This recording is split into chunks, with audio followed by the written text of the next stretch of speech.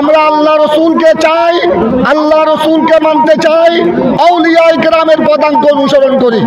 যিনি আজীবন সুন্নিয়ত, দ্বীন, মাযহাব, শরীয়ত, তরিকত, দ্বীনি প্রতিষ্ঠান, মসজিদ, মাদ্রাসা, যার রাত্র দিন শুধুমাত্র দ্বীনি মাযহাবী কাজে কেটেছেন, সকল শ্রেণীর মানুষের নিকট একজন প্রিয় ব্যক্তি ছিলেন। যখন জিয়ান হয়ে একখান হঠাৎ যে মানে বাদ দিয়ে এবং বয়ে থাকতাম না হয়ে যে এই হলো এখন নাই। তিনি গণমানুষের আলেম, সর্বস্তরের মানুষের আলেম। শুধু অনেকে বলেছেন রাঙ্গুনিয়ার সম্পদ তার, তিনি এদেশের সর্বস্তরের সারা দেশের সুন্নি মুসলমানদের সম্পদ। সুন্নি মুসলমানরা আজ বদর দিবসের পরদিন ওনার ইন্তেকালের দিন, এবং ফিলিস্তিনের মধ্যে গাজা উপত্যকা নির্বিচারে হত্যা চলছে।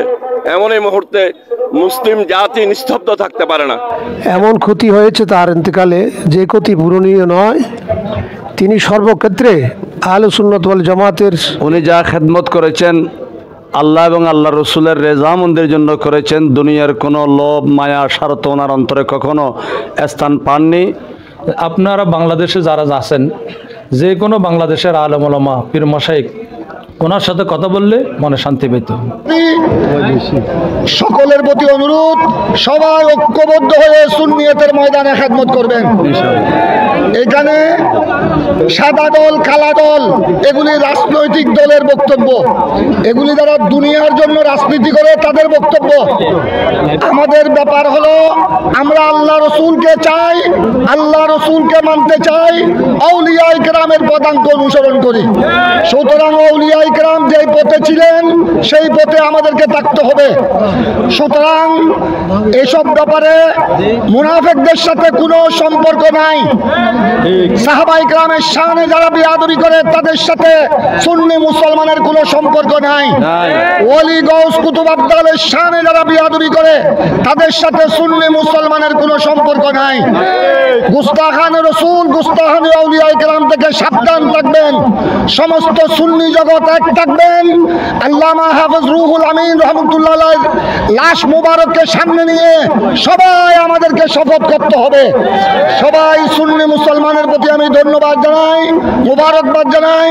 সকল সুন্নি দরবারের ভক্ত অনুরক্ত, সকল সুন্নি পীরের ঔলাদ, সকল সুন্নি শাহজাদা, সুন্নি প্রতিষ্ঠান, সুন্নি মসজিদ, সুন্নি মাদ্রাসা, সবাই এক থাকবেন, ঐক্যবদ্ধ থাকবেন। অবস্থা আপনারা দেখতেছেন, অবস্থা দেখতেছেন। সুতরাং সুন্নি মুসলমান যদি এক হয়ে যায়, কোন মুনাফিক, কোন বাতিল, কোন গুস্তাখ বিয়াদব বাংলার জমিনে ঠাঁই পাবে না। ষড়যন্ত্র করার নয়, দাফন হওয়ার জন্য মাটি পাবে না। শুধু শর্ত হলো আমাদেরকে ঐক্যবদ্ধ থাকতে হবে, একে অপরকে মহব্বত করতে হবে। আজ আমরা হাফেজ রুহুল আমিন রহমতুল্লাহ আলাইহিকে সম্মান করছি, স্মরণ করছি। ওনার জিন্দেগির খেদমত আল্লাহ যেন কবুল করেন। সকল আজকে আমরা আহলে সুন্নাত ওয়াল জামাতের একজন মহান অভিভাবককে বিদায় দিতে এসেছি। করে ওনাকে উত্তম বিনিময় দান করেন, এবং আরো আমরা দোয়া করব ওনার ভবিষ্যৎ প্রজন্ম, উনি আকীদা আদর্শের ব্যাপারে কোনোদিন আপোষ করেন নাই কারোর সাথে, ওনার উত্তরসূরিগণ যেন সে আপোষহীন অবস্থান ধরে রাখতে পারেন। উনি এই সুন্নি অঙ্গনে রাজনৈতিক অবস্থান জাতীয় মূল্যায়নের জন্য একমাত্র উপায় হচ্ছে সুন্নিদের রাজনৈতিক অবস্থান। সেই অবস্থানে অনেকেই নিজেকে প্রকাশ করতে দ্বিধাবোধ করে, কিন্তু উনি রাজনৈতিক সংগঠনের দায়িত্ব পালন করে আলেম সমাজকে দেখিয়ে দিয়েছেন যে মাযহাবের সাথে যখন যেটা করতে হয় তখন সেটা করেছেন হাফেজ রুহুল আমিন রহমতুল্লাহ। অতএব আপনারা প্রত্যেকে ওনার সে আদর্শকে আপনারা বুকে ধারণ করে এগিয়ে যান। ওনার মতো কৃত্রিম যিনি নিঃস্বার্থভাবে কাজ করেছেন, আল্লাহ তাদেরকে এইভাবে বিনিময় দান করবেন। আল্লাহ যেন আমাদেরকে সেভাবে খেদমত করার তৌফিক দান করেন, এবং ওনার যে উত্তরসূরিগণ, যোগ্য উত্তরসূরিগণ আছে, আশা করি ওনার নাম, ওনার কীর্তি আল্লাহ তাআলা বাঁচিয়ে রাখবেন। আল্লাহ ওনাকে ওনার সকল খেদমত কবুল করে জান্নাতুল ফেরদৌসের আলা মুকাম দান করুন, আমিন। যে পাড়া গ্রামে যে মানুষগুলো শিক্ষার আলো থেকে হয়তো বঞ্চিত, ওদের মধ্যেও সুন্নিয়তের প্রেরণা সৃষ্টি করার জন্য যেই যোগ্যতা ওনার ছিল, অর্থাৎ সব লেভেলে উনি কথাবার্তা বলে ঈমান আকীদার প্রচারে সদা তৎপর ছিলেন। দীর্ঘদিন উনি শিক্ষা প্রতিষ্ঠানে দায়িত্ব পালন করেছেন, মসজিদে খেতাবত করেছেন, গ্রামে টাউনে অনেক মসজিদে খতিব হিসেবে দায়িত্ব পালন করেছেন। আর বাংলাদেশের চট্টগ্রামের প্রত্যন্ত অঞ্চলে দক্ষিণে একেবারে কক্সবাজার, মহেশখালী, চকরিয়া থেকে শুরু করে সব জায়গায় ওনার পদচারণা হয়েছে। উনি আকীদার উপর যে কী ধরনের মজবুত ছিলেন এটা বলার বাইরে, এবং অত্যন্ত বিনয়ী ছিলেন। উনি আমাদের অনেক সিনিয়র হবেন, অন্তত আমার থেকে 12-14 বছরের বড় হবেন, কিন্তু এত সত্ত্বেও আমাদেরকে দেখলে উনি কিভাবে করতেন এটা বলার বাইরে। আজকে আমরা একজন অত্যন্ত আপনজনকে হারিয়েছি, এবং ওনার পূর্বপুরুষ ওনারা সবাই আলেম, হাফেজ, বুজুর্গ খানদানের মানুষ। ওনারা সকল সুন্নি মুসলমানদের কাছে, বিশেষ করে রাঙ্গুনিয়ার সুন্নি মুসলমানদের কাছে বলবো যে আহলে সুন্নাত ওয়াল জামাতের মূলধারার সাথে উনি সম্পৃক্ত ছিলেন জীবনের শেষ পর্যন্ত। সবাই আপনারা ওনার সেই পদাঙ্ক অনুসরণ করে চলবেন, এবং আমরা আল্লাহর কাছে দোয়া করব ওনার উত্তরসূরিরা যেন সুন্নিয়তের অঙ্গনে সাংগঠনিক ক্ষেত্রে এইভাবে আল্লাহ তাদেরকেও ভূমিকা রাখার তৌফিক দান করুন। বাংলাদেশের একজন বরেণ্য আলেমুদ্দিন, যিনি একাধারে একজন হাফেজ কোরআন এবং আলেমুদ্দিন, দীর্ঘদিন যাবৎ দিন, মযহাব, মিল্লাত, ইসলাম, সুন্নিয়তের খেদমত করেছেন। সকল শ্রেণীর মানুষের নিকট একজন প্রিয় ব্যক্তি ছিলেন। তিনি বিভাজন করতেন না, সুন্নিয়তের জন্য অনেক ত্যাগ তিতিক্ষা স্বীকার করেছেন, অনেক খেদমত করেছেন। তার অবদান এত বেশি, অল্প পরিসরে বর্ণনা করা সম্ভব নয়। রমজানুল মুবারকে তার মৃত্যু হয়েছে, এটা একটা ভাগ্যের ব্যাপার। হাফেজ মাওলানা রুহুল আমিন রহমতুল্লাহ আলাই আজ আমাদের কাছ থেকে তিনি বিদায় নিয়েছেন। তার এই জানাজার নামাজে দেশের সর্বস্তরের উলামায়ে কেরাম, জনসাধারণ উপস্থিত হয়েছেন, এবং তার যে অবদান, যে খেদমত, এটা চিরস্মরণীয় হয়ে থাকবে। তিনি একাধারে আলেমে দিন ছিলেন, শিক্ষক ছিলেন, সমাজ সংস্কারক ছিলেন। দিনের পথে, রাজপথে বাংলাদেশ ইসলামী ফ্রন্ট, আহলে সুন্নাত ওয়াল জামাতের কর্মকাণ্ডে যিনি শক্তিশালী ভূমিকা রেখেছেন। আমি এবং হুজুর রাঙ্গুনিয়ার বাংলাদেশ ইসলামী ফ্রন্টের সভাপতি, সেক্রেটারি ছিলাম দীর্ঘদিন, প্রায় 6 বছরের অধিক।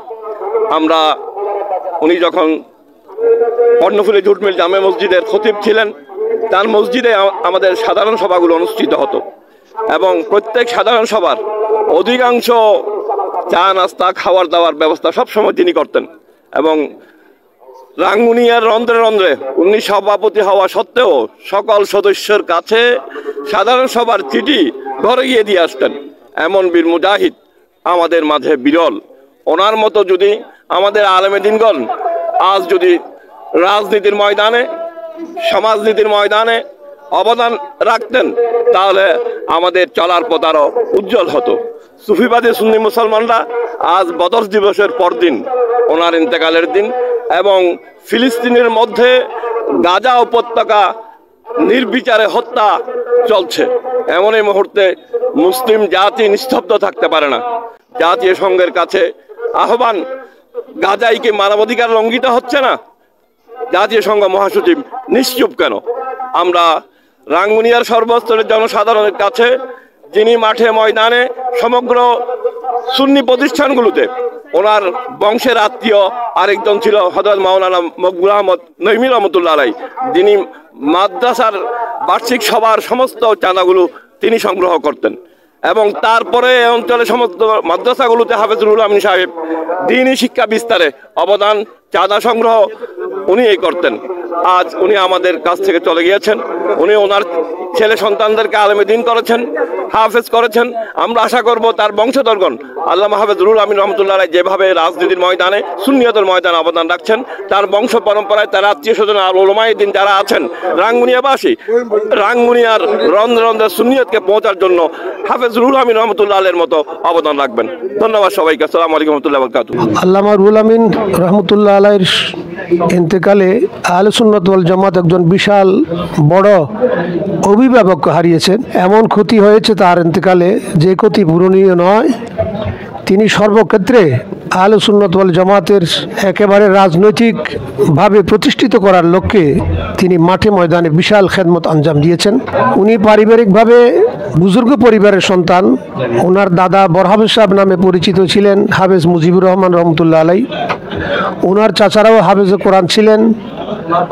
ওনার চাচা হাফেজ আব্দুল হামিদ রহমতুল্লাহ আলাই, উনি আলামিন বারিয়া হেফজখানার শিক্ষক ছিলেন। ঠিক সেই সময়ে হাফেজ রুহুল আমিন রহমতুল্লাহ আলাই আলামিন বারিয়া হেফজখানায় তিনি দাওর করতেন, হেফজ করেছেন, দাওর করেছেন ওনার চাচার কাছে। কাজেই তখন থেকে ওনার সাথে পরিচয়, ওনার সাথে জানাশোনা। উনি যখনই আমার সাথে দেখা হয় তখন বারিয়া দরবারের শাহজি বাবা সম্পর্কে বলতেন যে আমরা আমাদের সত্যিকারের বাবা আমাদের বারিয়া দরবার শরীফের প্রতিষ্ঠাতা হাফেজ আব্দুল বারী রহমতুল্লাহ আলাইহি, ওনাকে এত অঞ্চলে হাফেজ শাহ হুজুর নামে মানুষে চিনত এবং জানত।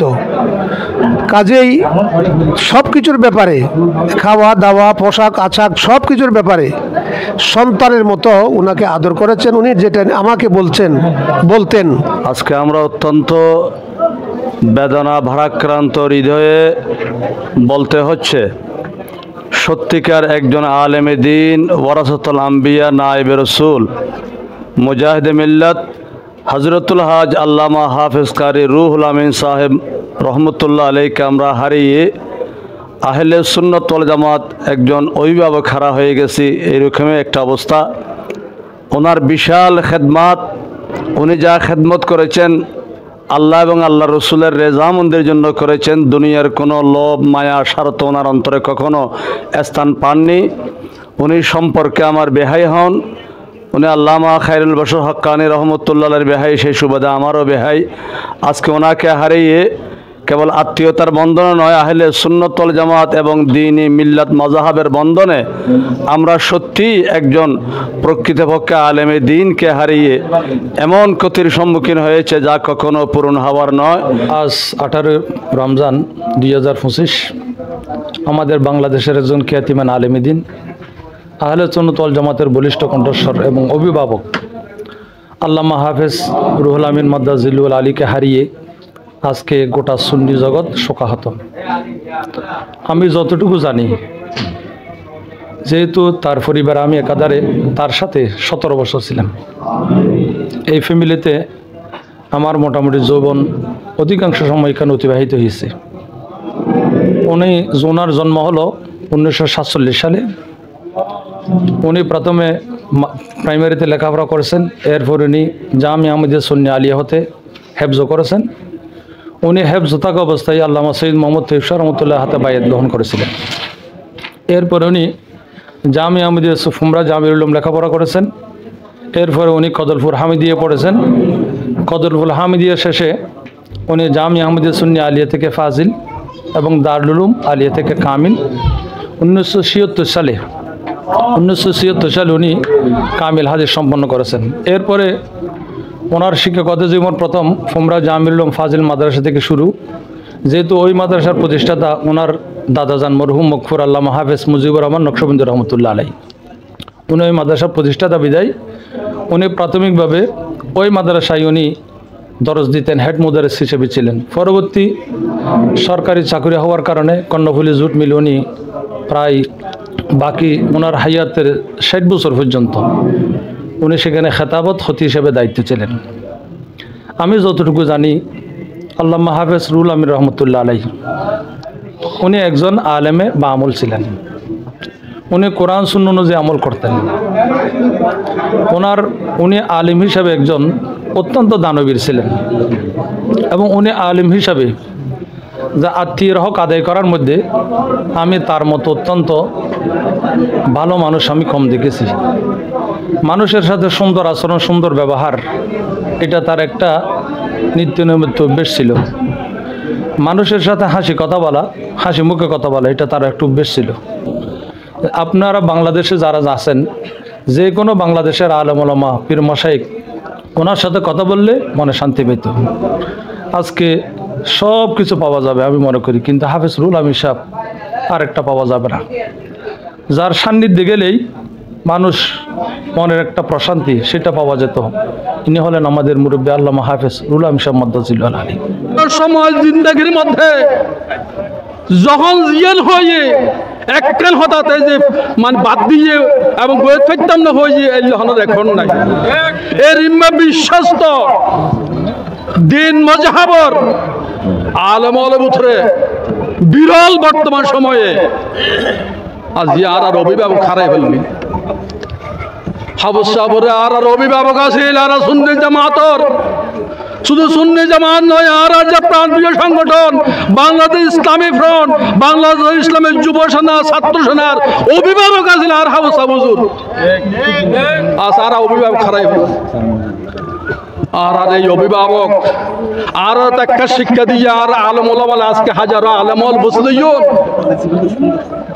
আর অবস্থা বুঝুর আল্লাহ বলে দৃষ্টান্ত যে সংগ্রহের সাথে সংশ্লিষ্ট হলে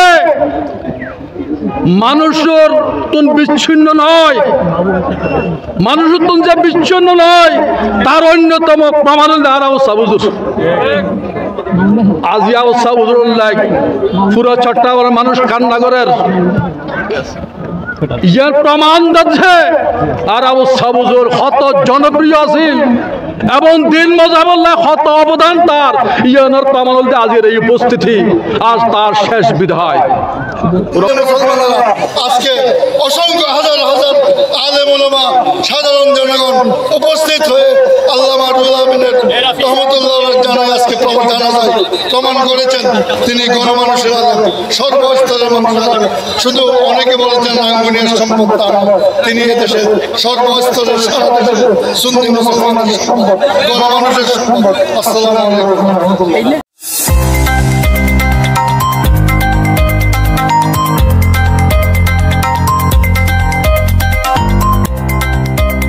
সত্যের সন্ধানে নির্ভীক, P News TV।